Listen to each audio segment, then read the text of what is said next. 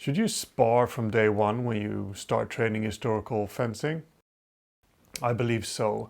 And in this episode, I'll talk a little bit about the reasons that people give why you shouldn't, and why I believe that those reasons are wrong, or at least not very good reasons. This is the Historical Fencer podcast. My name is Anders Linnard, and I'm glad that you're joining me. Find me a grave man. You ready, gentlemen?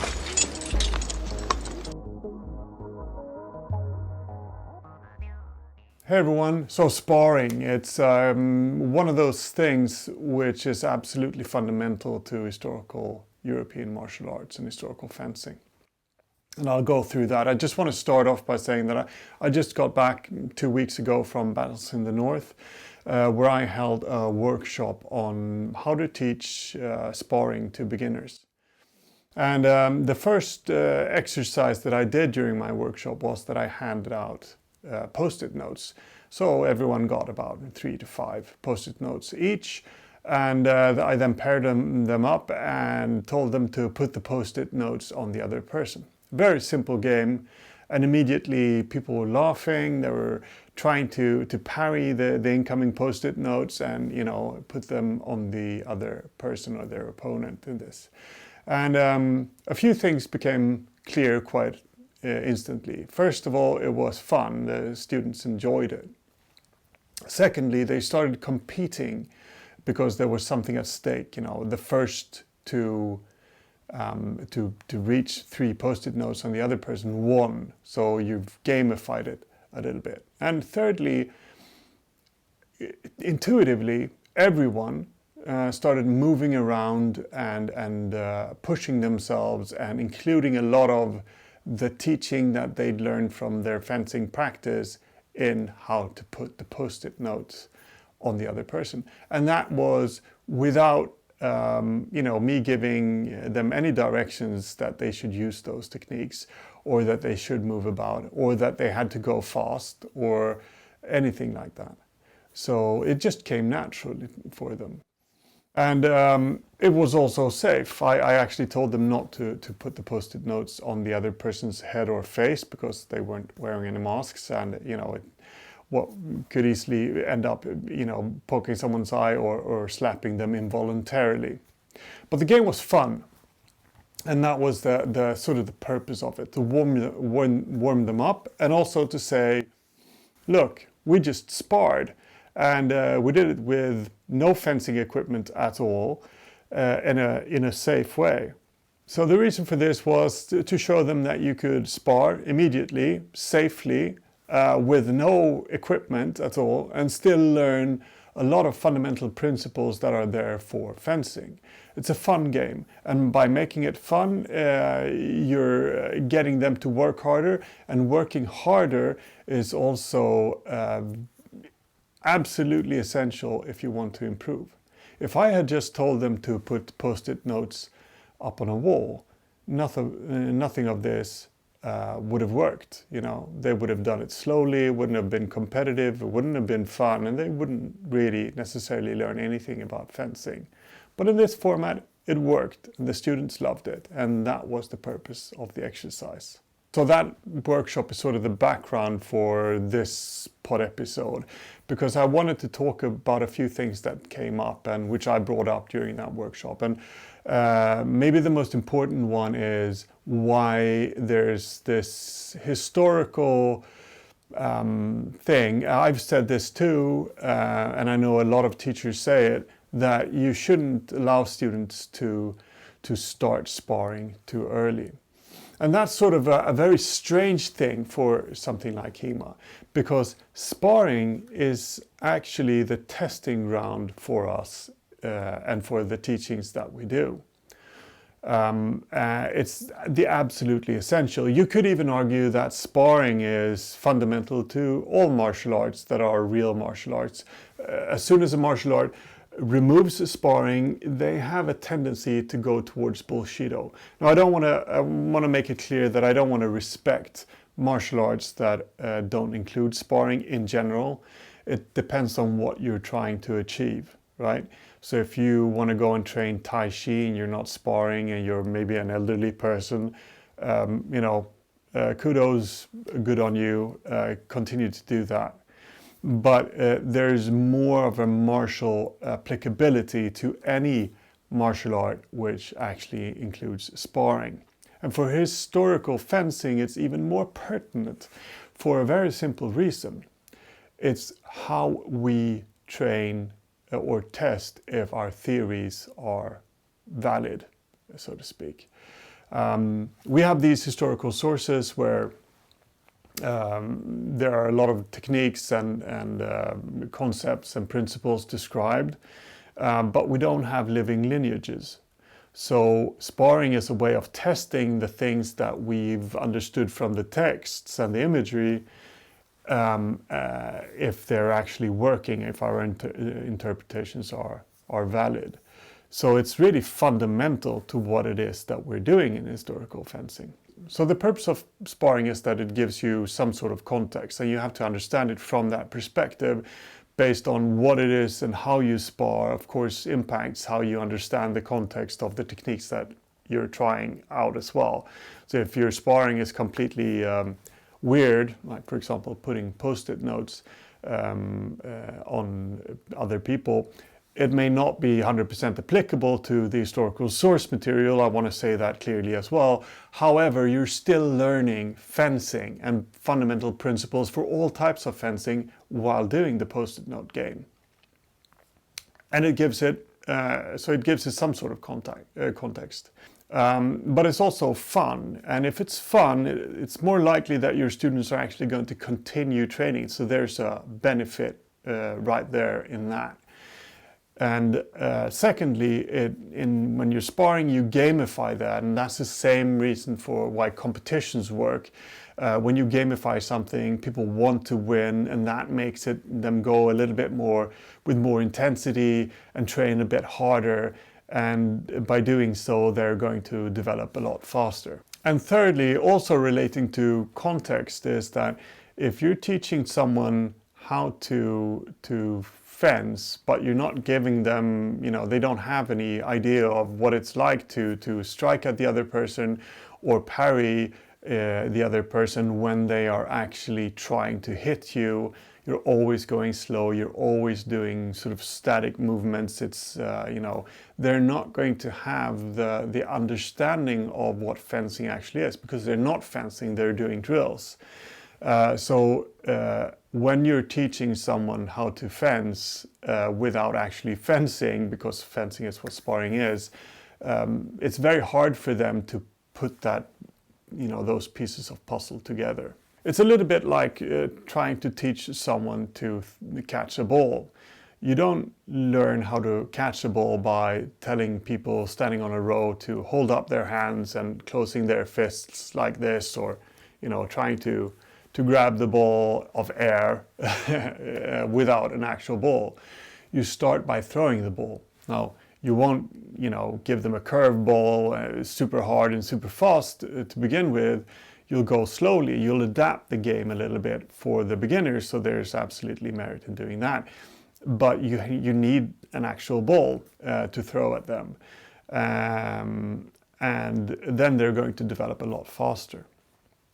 Now, you've seen this idea of in some Japanese dojos, or at least in Europe, where they're standing and they're striking air. And we've had that as well, and there's some merit to some of that training, as long as there's actually a context of sparring, I believe. But we've had that training in Europe as well, for example, in military training. And that's usually intended to train a large group of people certain basics very quickly. So I'm not saying that goes out the window completely, but it doesn't teach you a context. You need the context in order for that to actually fit in and have some sort of meaning for the students.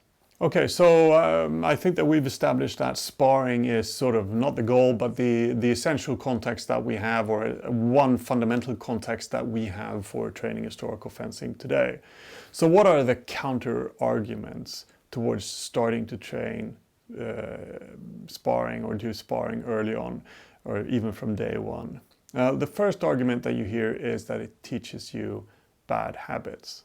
But like I said with throwing the ball, it's actually more likely that you're teaching bad habits if you're doing static drills, pair drills, or you're doing not even pair drills, because you're teaching them behaviors which are not going to be applicable when they're actually sparring. You see this all the time. Students that have trained a lot of drills, a lot of techniques for quite some time, maybe up to 6 months, and then they go out to spar and they're not going to pull off any of those techniques. Not even a single one, not even close. Like they'll even have trouble actually hitting the opponent and performing a parry, although they've trained for extensive period of time. So why is that? Well, they lack the context, like I spoke about before. So you're more likely to actually teach them poor habits by not sparring than you are by actually sparring. And it's also, I think, based on a misconception about what proper form is. Like most of the teachings in the historical sources are quite obviously fluid and dynamic. There's not a perfect way of performing something. There is always going to be adaptability to the techniques based on the situation that occurs during sparring. There are more principles that are being applied in various ways rather than a perfect technique per se, or just one exact way of performing a technique. And of course, as you develop as a fencer, you're still going to also become adapted to your personal style, your physique, who you are mentally and where you're at that time. So we understand this naturally, that different fencers have sort of different styles, individual styles, although they might be trained in the same historical fencing tradition. When understanding that, it's a little bit strange to say, that you may learn form which is bad or train bad habits, because it's much more unlikely that the bad habit is them trying to mimic you in a context-less sort of training environment. And they're not going to learn a fluid way or dynamic way of applying a technique.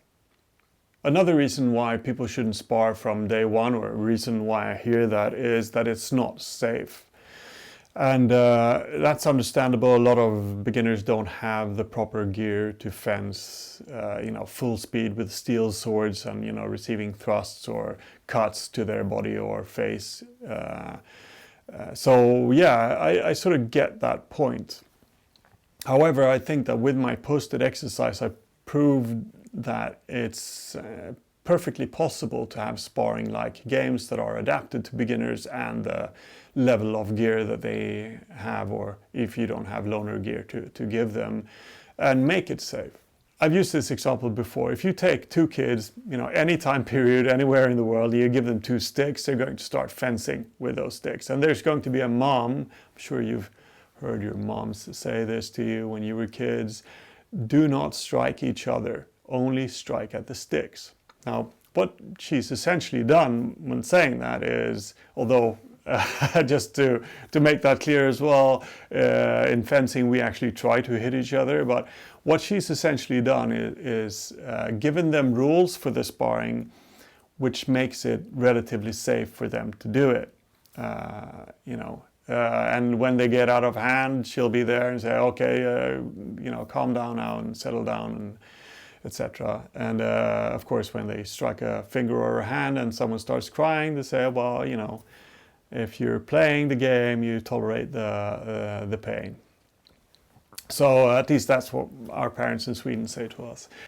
So there are safe ways of sparring. It's just a matter of how you regulate it. Like we have a lot of equipment today that can make it safe. Like you can use buffer weapons, like soft padded weapons. You can wear a fencing mask. You can go slowly. You can pair up, beginners with more experienced fencers, and more experienced fencers can show them the ropes and go a bit, in with some sort of control in order to, mitigate those more dangerous situations. There are tons of things that you can do to make it safe. So I understand the argument. I just don't think that it's valid. It doesn't weigh as heavily as the benefits that come from learning how to spar early on. A third argument that I've heard of why you shouldn't start sparring too early on is that it scares people off. Now, granted, it's quite rare that I hear this argument because, frankly, I don't think it's true, and it might be true for some people.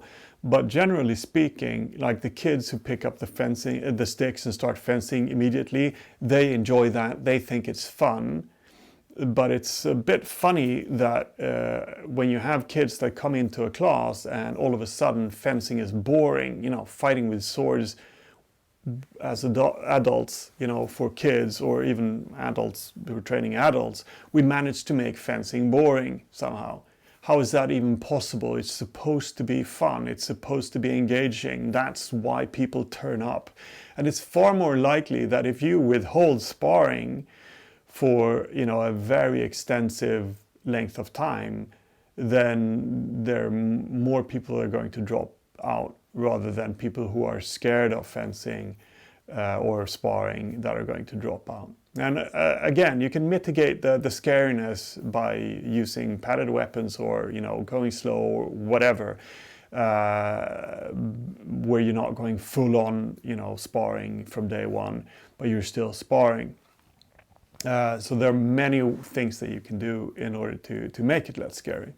But okay, so let's say that it's actually true in the sense that you might scare some people off. You're also going to gain other people who just find it, more challenging, more entertaining training form.